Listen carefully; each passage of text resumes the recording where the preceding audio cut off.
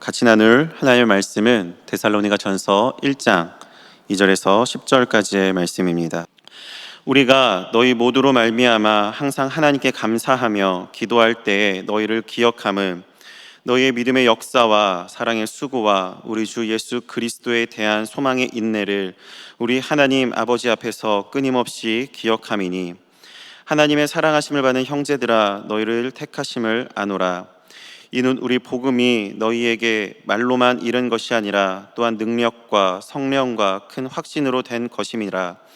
우리가 너희 가운데에서 너희를 위하여 어떤 사람이 된 것은 너희가 아는 바와 같으니라.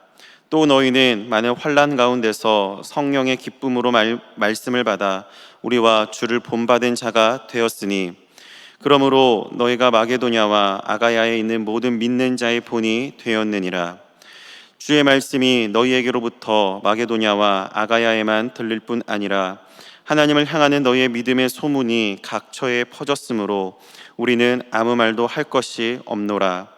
그들이 우리에 대하여 스스로 말하기를 우리가 어떻게 너희 가운데에 들어왔는지와 너희가 어떻게 우상을 버리고 하나님께로 돌아와서 살아계시고 참되신 하나님을 섬기는지와 같이 읽겠습니다. 또 죽은 자들 가운데서 다시 살리신 그의 아들이 하늘로부터 강림하실 것을 너희가 어떻게 기다리는지를 말하니, 이는 장래의 노하심에서 우리를 건지시는 예수니라. 아멘. 우리 성도님들은 혹시 맛집 많이 찾아다니시나요? 최근 몇 년 동안 우리는 방송을 통해서 먹방 이런 방송들을 많이 보았습니다. 그리고 더불어서 이제는 우리가 한 끼를 먹더라도 좀 맛있는 데 가서 먹자, 좋은 데 가서 먹자, 이런 문화가 우리 안에 많이 퍼져 있습니다. 특히 우리가 아마 여행을 가면요, 이 맛집을 많이 찾아다닐 것입니다. 우리가 맛집을 찾을 때는 보통 인터넷을 사용합니다. 인터넷을 검색해서 여기가 정말 맛있더라, 혹은 이 식당은 깨끗하고 서비스가 좋더라, 이렇게 정보들이 많이 쌓인 곳, 즉 좋은 소문이 많은 곳으로 우리는 식당을 정하게 됩니다. 그렇습니다. 우리는 어떤 좋은 것을 선택할 때에 우리가 그냥 개인적으로 선택하는 것이 아니라 사람들의 의견, 즉 소문이 많은 곳에 우리는 집중하게 됩니다. 우리 고등학생들이 이제 학원에서 강의를 많이 듣습니다. 그 고등학생들이 학원 강사들을 선택할 때 아무런 생각 없이 강사들을 선택하지 않습니다. 어떻게 선택할까요? 이 선생님이 정말 유명하다, 이 선생님 정말 잘 가르친다, 이 선생님한테 배우면 성적이 확 오른다, 이런 소문들에 학생들은 집중하고 소위 일타 강사라는 사람들의 강의를 우리 학생들은 듣습니다. 이처럼 우리는 이 소문에 많은 귀를 기울입니다. 어느 식당이 맛있다더라, 어느 학교가 좋다더라, 어느 학원 강사가 좋다더라, 어떤 교수님의 수업이 좋다더라, 이렇게 우리는 소문에 귀를 기울입니다. 그리고 이러한 소문은 단순히 세상에서만 존재하는 것이 아니라 교회 내에서도 이러한 소문은 존재한다는 것입니다. 오늘 본문 8절 말씀을 보면 이 데살로니가 교회의 소문이 나타납니다. 8절 말씀을 보면 주의 말씀이 너희에게로부터 마게도냐와 아가야에만 들릴 뿐 아니라 하나님을 향하는 너희 믿음의 소문이 각처에 퍼졌으므로 라고 말합니다. 이 말씀을 보면 이렇게 말하죠. 너희의 믿음의 소문이 각처에 퍼졌다라고 말합니다. 그렇다면 이 데살로니가 교회는 어떠한 믿음의 행동을 보였길래 각처에 이 데살로니가 교회의 믿음의 소문이 퍼졌던 것이었을까요? 오늘 말씀을 통해서 각처에 퍼지는 이 데살로니가 교회의 믿음의 소문에 대해서 우리가 살펴보고자 합니다. 먼저 이 데살로니가 교회에 대해서 좀 설명드리고 싶습니다. 데살로니가 이 지역은요, 이 그리스에서 두 번째로 중요한 도시였습니다. 왜냐하면 이 데살로니가 지역은 로마와 동방 지역을 잇는 도시였기 때문입니다. 그리고 이 데살로니가 지역은 배가 많은 배로 붐비는 항구 도시였습니다. 그래서 동방 지역뿐만 아니라 마게도냐와 주요 도시들을 연결하는 곳이었습니다. 더불어 이렇게 많은 배가 들어오다 보니까 정치와 상업의 중심지 역할을 하는 도시였습니다. 그리고 그로 인해서 데살로니가에는 상인들이 굉장히 많았고요. 무역업자, 로마의 관군, 또한 군인들 또한 많은 도시였습니다.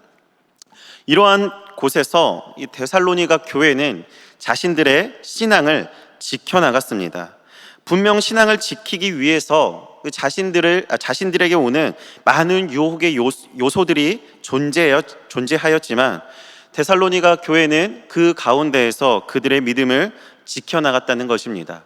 본문 6절과 7절 말씀을 보면 이렇게 말합니다.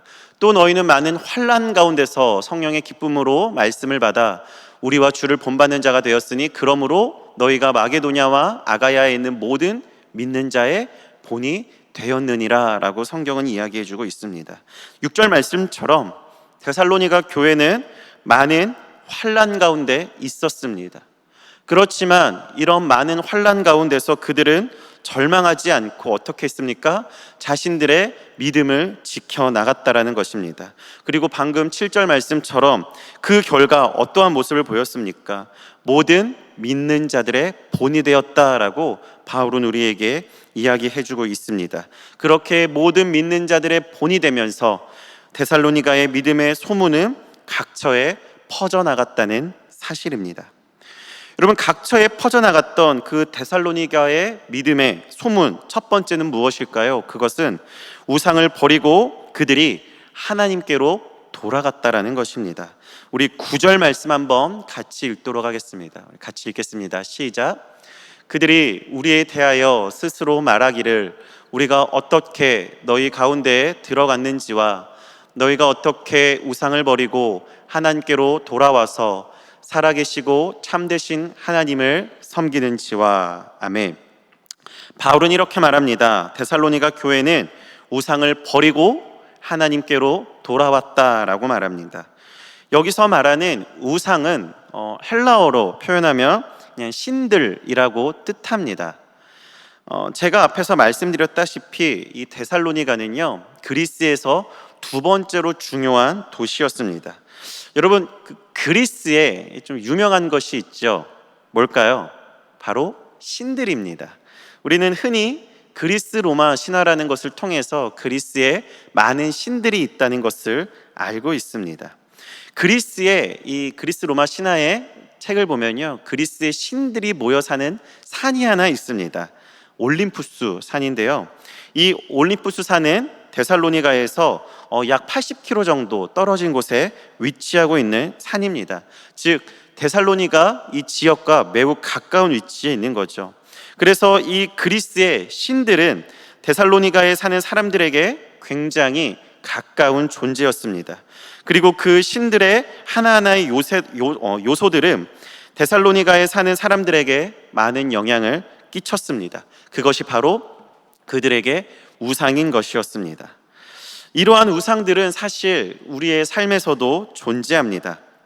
여러분, 그렇다면 우리에게 이 그리스 신들과 같은 우상은 무엇이 있을까요? 우리의 삶에 너무 깊이 들어와 버린 존재들, 이것들이 과연 있을까요? 여러 가지가 있겠지만 저는 이 현대를 살아가는 우리들에게 좀 한 가지 대해서 이야기하고 싶습니다. 그것은 바로 스마트폰입니다. 여러분 모두 다 스마트폰 가지고 계시지요? 그리고 어느 순간부터 이 스마트폰은 우리의 삶에서 결코 띄어놓을 수 없는 요소가 되었습니다. 여러분은 아침에 일어나시면 침대에서 무엇을 가장 먼저 찾으십니까? 아마 이 스마트폰을 먼저 찾으실 것입니다. 그러면 여러분은 잠들기 직전까지 무엇을 보고 계십니까? 많은 사람들이 스마트폰을 보다가 잠들 것입니다. 이처럼 이 스마트폰은요, 우리에게 너무나도 깊이 우리의 삶에 들어와 있다는 것입니다. 그리고 이것이 너무 깊이 들어온 나머지 이제는 이것이 없으면 살 수 없을 정도로 우리는 그러한 삶을 살아가고 있다는 것입니다. 바른 ICT 연구소라는 곳에서 하나의 통계를 냈습니다. 그것은 한 주 동안 가장 많이 스마트폰을 사용하는 세대는 어떤 세대인가라고 했을 때 20대들이 스마트폰을 가장 많이 사용한다고 합니다.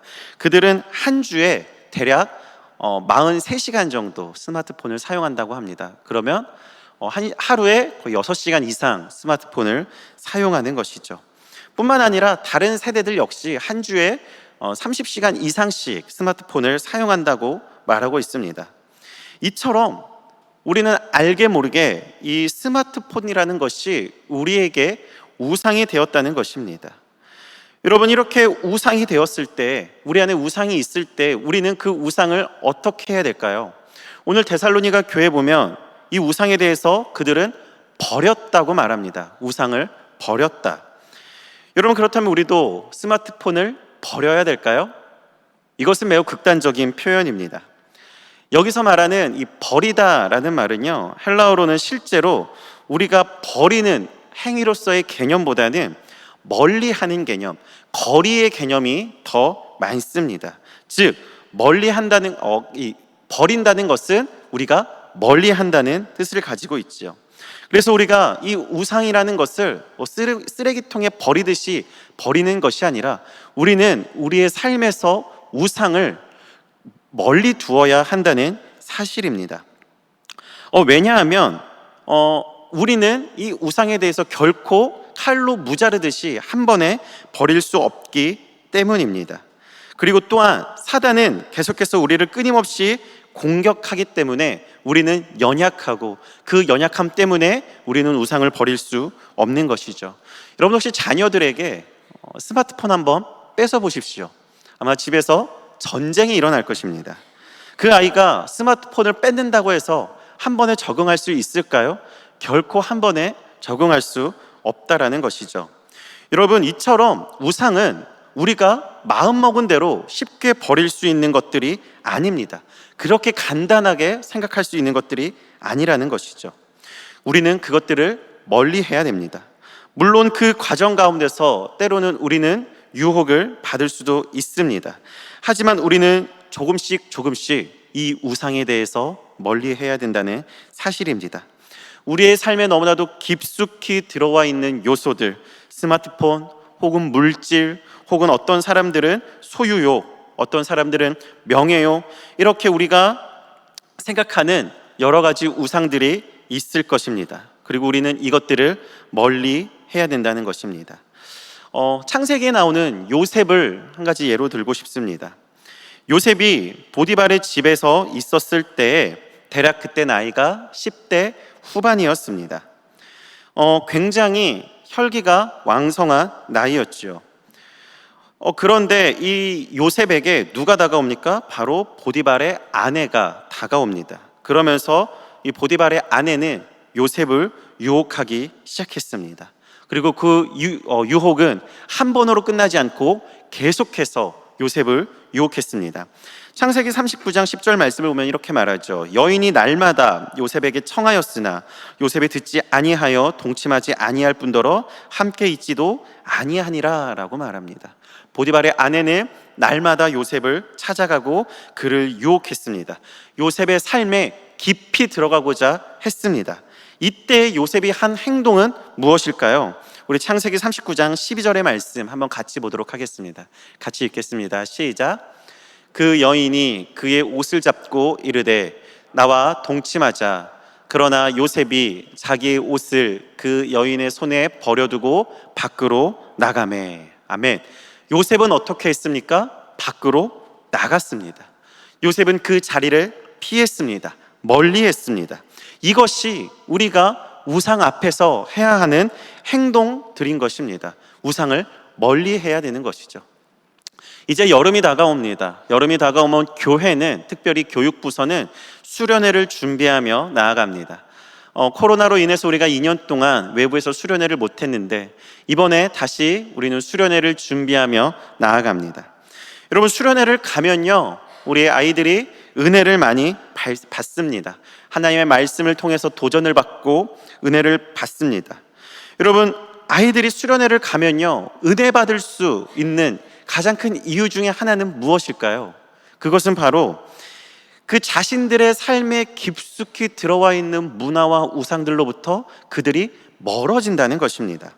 수련회에 가면요, 컴퓨터 할 수 없습니다. 게임할 수 없습니다. TV 볼 수 없습니다. PC방에도 못 갑니다. 그러다 보니까 자연스럽게 그들은 세상의 문화와 세상의 유혹들 가운데서 멀어지게 된다는 것이죠. 또한 수련회 가면요, 우리 아이들이요, 스마트폰 굉장히 적게 합니다. 왜냐하면 스마트폰 볼 수 있는, 스마트폰을 할 수 있는 그런 물리적인 시간을 그렇게 주지 않기 때문입니다. 이렇게 자연스럽게 자신들의 우상으로부터 멀어지니까 그들의 마음속에 하나님의 말씀이 심기고 그들이 하나님의 은혜를 받을 수 있다라는 것입니다.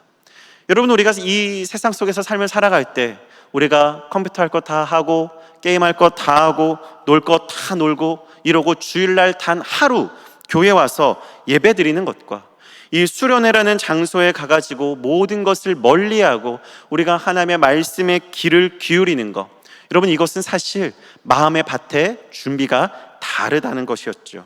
그렇기 때문에 말씀이 심겨졌을 때 나타나는 반응도 다르다는 것입니다. 여러분, 그렇다면 우리가 우상을 멀리하고 하나님의 말씀이 우리 안에 심겨졌을 때 우리에게 나타나는 반응은 무엇일까요? 그것은 바로 하나님께로 돌아간다는 것입니다. 데살로니가 교회가 그랬죠. 그들이 우상을 멀리하고 어떻게 했습니까? 하나님께로 돌아갔습니다. 자신의 우상으로부터 방향을 180도 바꿔서 우상으로부터는 멀어지고 하나님께로 가까워지는 모습을 그들은 보였다는 것입니다. 여기서 우리는 두 힘의 대결을 볼 수가 있습니다. 먼저는 우상 쪽으로 우리를 끌어당기는 사단의 힘입니다. 사단은 계속해서 우리를 끌어들이고 있습니다. 끌어당기고 있습니다. 물질로, TV로, 드라마로, 스포츠로, 내가 좋아하는 여러 가지 우상들로 사단은 우리를 끌어당기고 있습니다. 그리고 우리가 정신 똑바로 차리지 않으면 우리는 가볍게 끌려간다는 것입니다. 그리고 또 하나의 힘은 무엇입니까? 이러한 우상으로부터 멀어지려고 하는, 또한 하나님께로 돌아가려고 하는 우리의 힘이라는 것이죠. 그래서 이 두 힘이 우리 사이에 팽팽하게 힘싸움하고 있다는 것입니다. 우리를 우상 쪽으로 이끌려고 하는 사단의 힘과 또한 하나님께로 나아가고자 하는 우리의 힘이 우리 사이에 있다라는 것입니다. 그래서 우리는 사단에게 끌려가지 않기 위해서 우리는 하나님의 말씀을 붙잡고 복음을 붙잡고 예수 그리스도의 십자가를 붙잡으면서 우리는 버티는 것이죠. 그리고 우리는 이러한 것을 뭐라고 부릅니까? 영적 전쟁이라고 우리는 부릅니다. 이러한 눈에 보이지 않는 영적 전쟁은 적어도 우리가 하나님 나라에 가는 그날까지 계속 되어질 것입니다. 그렇기 때문에 하나님께로 돌아간다는 것은 사실 한순간에 일어나는 행동이 아니라 어떤 행동입니까?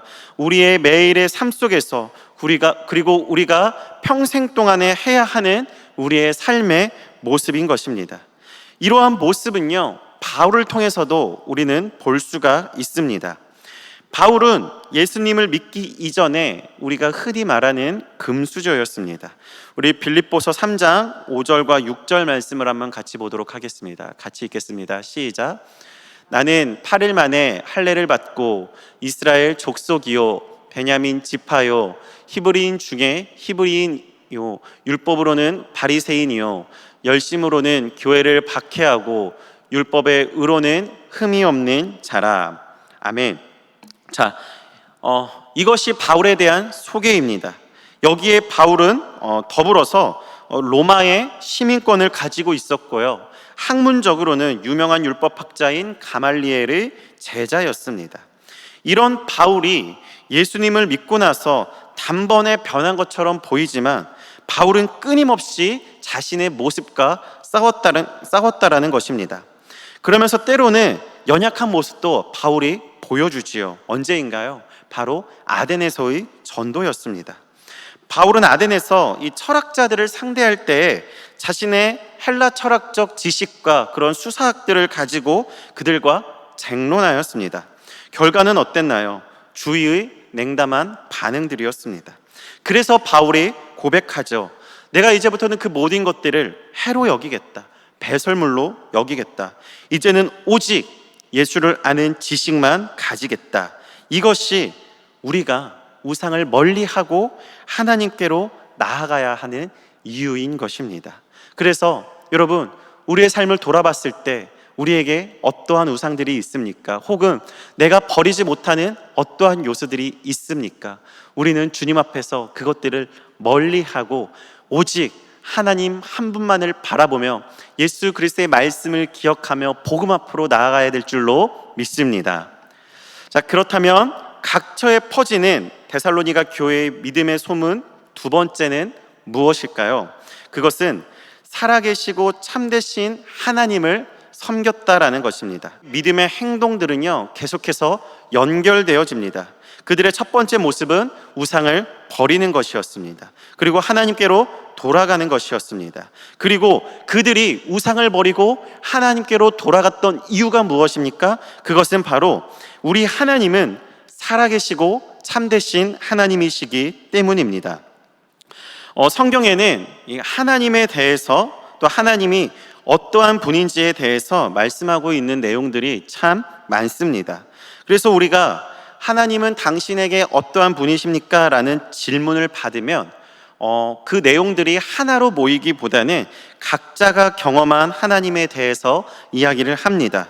그리고 그 하나님에 대한 증언은 사람마다 같을 수도 있고 다를 수도 있다라는 것이죠. 한 가지 확실한 것은 하나님이 어떠한 분인지에 대해서 말할 때 우리는 우리의 신앙생활에서 경험한 하나님을 말한다는 것입니다. 저에게 하나님은 굉장히 엄격하신 하나님이십니다. 왜냐하면 저는 고등학교 때 이제 예수 그리스도를 인격적으로 만나고 신앙생활을 시작했는데, 그때 신앙생활을 시작하면서 제가 배운 것은 무엇이냐면 하나님의 말씀대로 살아가야 된다. 하나님의 말씀대로 살지 않으면 큰일 난다. 저는 이렇게 배워왔습니다. 그래서 하나님의 말씀대로 살지 않으면 하나님이 나를 벌하시고 어쩌면 하나님이 나를 지옥에 보내실 수도 있구나라는 그 생각 속에 사로잡혀 신앙생활을 했기 때문에 하나님은 저에게 굉장히 무서운 하나님이셨고 저에게 굉장히 엄격한 하나님이셨습니다. 하지만 제가 이러한 하나님에 대한 내용을 이야기하면 여기에 공감 못하시는 분들도 계실 것입니다. 왜냐하면 어떤 분들에게 하나님은 굉장히 인자하시고 자비로우시고 사랑이 넘치는 하나님이시기 때문입니다. 그런데 지금 바울은 그런 하나님에 대해서 어떻게 이야기하고 있습니까? 이렇게 말하죠. 살아계시고 참되시다라고 이야기해주고 있습니다. 여러분, 그렇다면 데살로니가 교회는 무엇을 경험하였길래 하나님에 대해서 살아계시고 참되다고 말하는 것일까요? 그것은 자신들의 환난을 통해서 경험한 하나님이기 때문입니다. 우리 본문 6절의 말씀 한번 같이 보도록 하겠습니다. 읽겠습니다. 시작. 또 너희는 많은 환난 가운데에서 성령의 기쁨으로 말씀을 받아 우리와 주를 본받은 자가 되었으니. 아멘. 자, 여기 보시면요, 데살로니가 교회가 많은 환난 가운데 있다라고 이야기해주고 있습니다. 데살로니가 교회가 받은 환난은 어떤 환난이었습니까? 그것은 복음에 반대하여서 일어난 환난이었습니다. 바울 일행이 복음을 전할 때 이 복음에 대해서 적대적이었던 사람들이 있었습니다. 바로 유대인들이었죠. 유대인들은 이 예수 그리스도에 대해서 적대적이었습니다. 그리고 그들은 예수를 믿는 사람들을 핍박했습니다. 박해했습니다. 사도행전 17장 5절의 말씀을 보면 이렇게 말하죠. 그러나 유대인들은 시기하여 저자의 어떤 불량한 사람들을 데리고 떼를 지어 성을 소동하게 하여 야손의 집에 침입하여 그들을 백성에게 끌어내려고 찾았으나 라고 말합니다. 유대인들이 예수를 믿는 사람들을 찾아다녔습니다. 또한 유대인들은 예수를 믿는 자를 핍박하였습니다. 우리 데살로니가 전서 2장 14절의 말씀도 한번 보겠습니다. 형제들아, 너희가 그리스도 예수 안에서 유대에 있는 하나님의 교회들을 본받는 자가 되었으니 그들이 유대인들에게 고난을 받음과 같이 너희도 너희 동족에게서 동일한 고난을 받았느니라 라고 말하죠. 여기서도 유대인들에게 고난을 받았다고 이야기하고 있습니다. 사도행전에서 일어나는 일, 그리고 바울이 지금 편지에서 말하고 있는 고난, 방금 읽었던 우리가 데살로니가전서 1장 6절에서 이 모든 고난들을 어떻게 표현하고 있습니까? 환난이라는 단어로 표현하고 있습니다. 여러분, 이 환난이라는 단어는요, 어떠한 뜻을 가지고 있냐면, 포도주를 만들기 위해서 포도를 틀에 넣고 압박하여 으스러뜨리는 것을 의미하고 있습니다. 그렇기 때문에 바울이 말하는 이 환난은 굉장히 우리가 참기 힘들고 괴롭고 고통스러운 것을 의미합니다. 여러분, 환난은 결코 우리의 삶 가운데 쉬운 것이 아니죠. 우리가 고통 가운데서 살아가는 것, 이것이 환난입니다. 그러한 고통 가운데서 데살로니가 교회는 어떻게 했습니까?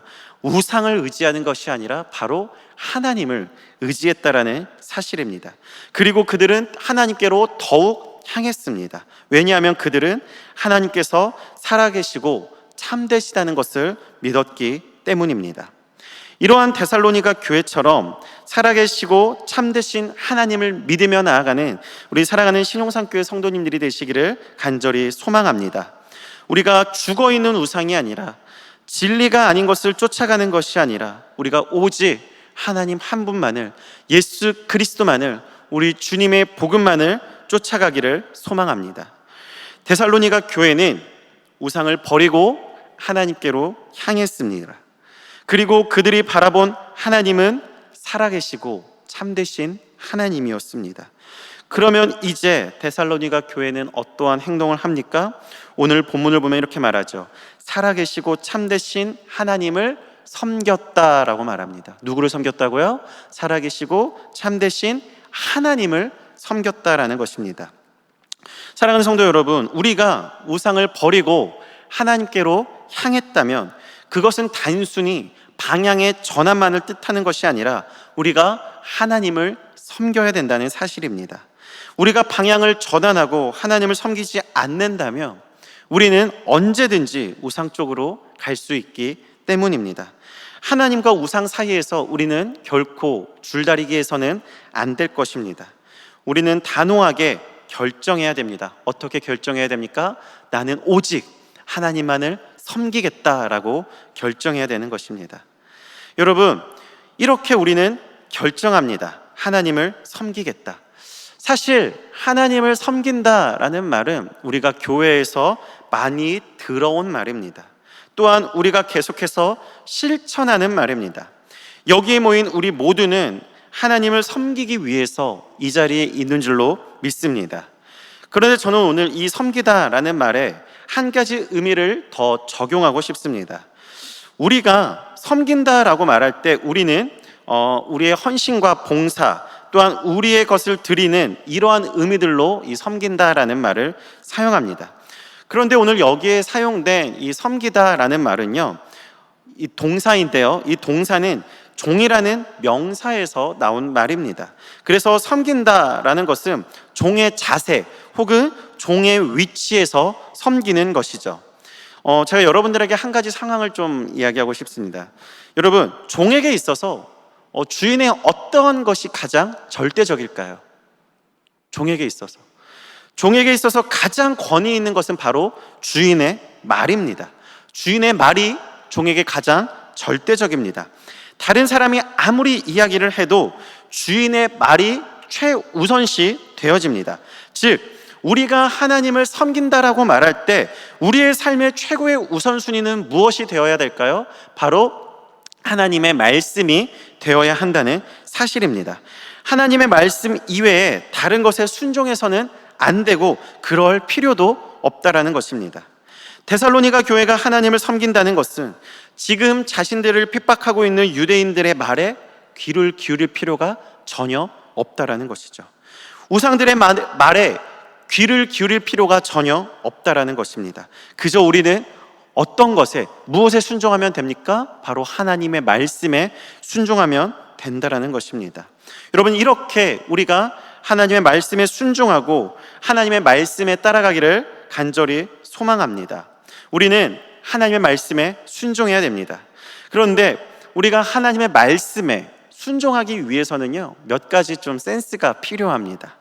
그 중에 첫 번째는 뭐냐면요, 바로 하나님의 말씀을 올바르게 이해해야 된다는 사실입니다.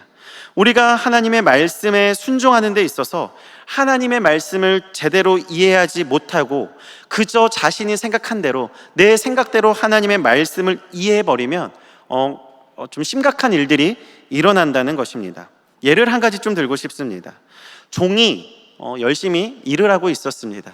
종이 열심히 일을 하고 있는데 주인이 와서 이렇게 말합니다. 야, 너 지금 하고 있는 거 그거 그만하고 너 절로 가 있어 라고 얘기를 했습니다. 종이 주인의 말을 들어야 되니까, 이거를 하지 말고 절로 가라고? 절? 이렇게 생각하고 그럼 이제 절로 가야지 하면서 산속의 절을 찾아갔습니다. 이러한 종은 어떻게 해야 될까요? 혼나야 되겠죠. 주인의 말을 잘못 이해했습니다. 저리로 가, 이 말이었는데 절로 가 이러니까 정말로 절로 찾아간 것이었습니다. 여러분, 이게 단순히 그냥 우스갯소리처럼 들릴 수도 있지만요, 분명히 교회 안에 이러한 모습들이 우리 안에 존재한다는 것입니다. 우리가 하나님의 말씀을 올바르게 이해해야 되지만 하나님의 말씀을 올바르게 이해하지 않고 그냥 내가 이해하고 싶은 대로, 내가 생각하고 싶은 대로 우리는 하나님의 말씀을 이해할 때가 있다라는 것입니다. 이단들이 그러하시오. 이단들이 하나님의 말씀을 잘못 이해하고 있습니다. 이단들은 하나님의 말씀을 자신들이 해석하고 싶은 대로 해석했습니다. 자신들의 입맛에 맞게 말씀을 해석합니다. 그리고 그것이 마치 하나님의 말씀인 것 마냥, 하나님의 말씀에 자신들이 순종하고 있는 것 마냥 그들은 살아간다는 것이죠. 여러분, 우리는 하나님의 말씀을 올바르게 이해할 필요가 있습니다. 하나님의 말씀을 올바르게 이해하지 못한다면 그것은 우리의 신앙의 모습 속에서 결코 좋은 모습이 아니기 때문입니다. 예수님의 제자들도 그러했습니다. 예수님의 제자들이 예수님과 3년 반을 함께 살아가면서 그들이 하나님의 말씀을 올바르게 이해한 것 같지만 그들 역시 하나님의 말씀을 올바르게 이해하지 못할 때가 많았다라는 것입니다. 요한복음 13장 이하의 말씀을 보면요, 예수님께서 마지막 날 밤에 제자들과 모여서 많은 이야기들을 하십니다. 예수님께서 제자들에게 많은 이야기를 하셨을 때 제자들이 그 말씀을 이해했을까요? 올바르게 이해하지 못했다라는 것입니다. 예수님이 하나님인 줄 몰랐습니다. 예수님이 십자가에서 달려 죽으신다는 것을 부정했습니다. 그러면서 빌립은 이렇게 말하죠. 나에게 하나님을 보여주십시오 라고 말합니다. 계속해서 예수님이 본인이 하나님이시고 하나님의 아들이라는 것을 이야기했지만 빌립은 그것을 이해하지 못하고 계속해서 하나님을 보여주십시오, 그러면 내가 믿겠습니다 라고 이야기하면서 하나님의 말씀을 잘못 이해했다라는 것입니다. 우리가 하나님의 말씀을 잘못 이해하는 것 또 한 가지가 있죠. 민수기 14장 28절의 말씀을 보면요, 하나님께서 이렇게 말씀하십니다. 그들에게 이르기를 여호와의 말씀이 내 삶을 두고 맹세하노라. 너희 말이 내 귀에 들린 대로 내가 너희에게 행하리니 라는 말씀이 있습니다. 여러분, 이 말씀을 우리가 잘못 이해하면 어떻게 적용되어질까요? 하나님이 그 말이 하나님의 귀에 들린 대로 행해 주신다고? 그러면 내가 기도한다는 걸 하나님께서 다 들어주신다는 거네? 기도해야지 라고 생각한다라는 것입니다. 그런데 사실 이 민수기 말씀은요, 하나님이 그런 의미에서 하신 말씀이 아닙니다. 이스라엘 백성들이 광야 가운데서 계속해서 불평하고 불만하니까 하나님 못 살겠습니다, 죽겠습니다, 저희를 그냥 이 광야에서 죽게 내버려 두십시오, 이런 식으로 얘기를 하니까 하나님이 말씀하시는 거죠. 너희의 말이 내 귀에 들린 대로 행하겠다라는 것입니다. 너희들의 불평과 불만 내가 그대로 행하겠다라고 하시는 하나님의 경고인 것이죠. 하지만 우리가 이 말씀을 잘라서 그냥 이 말씀만 뜯어서 생각하면 하나님이 나의 기도를 들어주시는구나 라고 우리는 잘못 이해하고 마치 하나님이 램프에 요술램프처럼, 하나님을 요술램프처럼 우리가 생각한다라는 사실입니다. 이러한 것이 어떻게 발생합니까? 우리가 하나님의 말씀을 잘못 이해했기 때문입니다. 그래서 우리가 하나님의 말씀을 온전하게 이해하기 위해서 우리는 계속해서 하나님의 말씀을 보고 성경 공부를 하고 큐티를 하고 예배를 통하여서 우리가 하나님의 말씀을 듣게 되는 것입니다. 그렇게 해서 우리는 하나님의 말씀을 온전히 이해해야 되는 것입니다. 그렇다면 종이 가져야 되는 두 번째 센스는 무엇일까요? 그것은 주인의 말을 이해했다면 이제는 올바르게 그것을 행해야 된다는 것입니다. 우리가 하나님의 말씀을 이해했다면 이해한 걸로 그치는 것이 아니라 우리는 그 말씀을 행해야 되는 줄로 믿습니다. 아까 말씀대로 주인이 종에게 가서 야, 너 이제 그거 그만하고 절로 가 있어 라고 했는데 이제 종이 생각하는 거죠. 아, 여기서 절은 산속에 있는 절이 아니지 그냥 다른 데로 가라고 하는 것이지 라고 잘 이해했는데 이 종이 그렇게 생각만 하고 움직이지 않는 것입니다. 저리로 가야 되는데 저리로 가지 않고 그냥 멀뚱멀뚱 서 있는 것이죠. 이것은요, 주인의 말을 제대로 이해했지만 그 말이 자신의 삶에서 행함으로 드러나지 않는다라는 것입니다. 여러분, 우리가 하나님의 말씀을 잘 이해할 수 있습니다. 하나님의 잘 말씀을 이해하는 것만으로 하지만 그치면 안 되고 우리는 어떻게 해야 될까요? 바로 그 하나님의 말씀을 실천해야 됩니다. 그 말씀대로 살아가야 됩니다. 우리가 하나님의 말씀을 이해만 하고 그대로 살아가지 않는다면 하나님이 우리를 보실 때 참으로 안타깝게 보신다는 것입니다. 우리 사랑하는 신용산교회 성도 여러분, 우리는 하나님의 말씀대로 살아가는 자들입니까? 아니면 우리는 하나님의 말씀을 이해만 하고 그냥 내 삶에서 그저 그렇게 살아가는 사람들입니까? 우리는 하나님의 말씀을 이해한 대로 하나님의 말씀대로 살아가야 될 줄로 믿습니다. 우리가 그렇게 살아갈 때 하나님이 우리를 기쁘게 보실 것입니다. 여러분, 이처럼 섬긴다라고 말하는 것은요, 하나님의 말씀을 온전히 이해하고 또한 그 말씀을 이해한 것에서 끝나는 것이 아니라 그 말씀대로 살아가는 것입니다. 여기까지를 저는 섬긴다라고 말씀드리고 싶습니다. 그래서 우리가 교회에서 하나님을 섬기면서 봉사하고 헌신할 때 하나님의 말씀대로 행하는 것, 이것까지 사실 포함된 것입니다. 말씀을 마치려고 합니다. 여러분, 오늘 말씀 속에서 데살로니가 교회에 대한 그 믿음의 소문은 각처에 퍼졌습니다. 우리 신용산교회가 이런 믿음의 소문의 주인공이 되기를 간절히 소망하고 또한 이 말씀을 들으며 나아가는 우리 사랑하는 성도님들이 이 믿음의 소문의 당사자가 되기를 간절히 소망합니다. 그렇기 위해서 우리는 어떻게 살아가야 합니까? 이 악한 세대 가운데서 우리는 우상을 버리고 복음으로 하나님께 돌아가야 될 것입니다. 그리고 그러한 모습이 소문으로 나가는 것이죠. 또한 우리가 살아계시고 참되신 하나님을 섬기고 우리의 주인 되신 하나님의 말씀을 온전히 이해하고 그 말씀을 실천하며 살아가기를 간절히 소망합니다. 이러한 모습이 우리의 믿음의 소문이 되기를 원하고 그러한 믿음의 소문이 이 각처에 퍼지기를 소망합니다. 그리고 그 소문이 퍼졌을 때 사람들이 그 소문을 듣고 이 신용산교회로 발걸음을 향하는 놀라운 그 은혜의 교회가 되기를 우리는 간절히 소망합니다. 여러분, 우리가 이 믿음의 소문의 주인공이 되기를 간절히 원합니다. 다시 한번 말씀드리면 우리가 우상을 버리고 하나님께로 돌아가며 살아계시고 참되신 하나님만을 섬기며 나아가는 우리 사랑하는 신용산교회 성도님들이 되시기를, 그래서 이 믿음의 소문의 주인공이 되는 우리 사랑하는 성도님들이 되시기를 간절히 소망합니다.